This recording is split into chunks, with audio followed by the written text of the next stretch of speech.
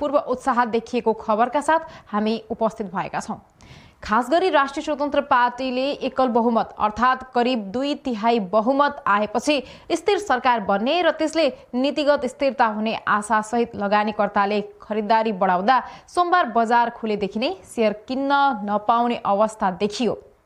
किन्नेहरू मात्र थुप्रिएपछि र बिक्री गर्न कोही तयार नभएपछि 1 मिनेटमै बजारमा पहिलो सर्किट लाग्यो। 20 मिनेट कारोबार हल्ट गरी खुलेको बजारमा फेरि अर्को मिनेटमा नेप्से 5% बढेपछि सर्किट लगाइयो। दोस्रो सर्किट पछि 40 मिनेटका लागि कारोबार हल्ट गरिएको थियो।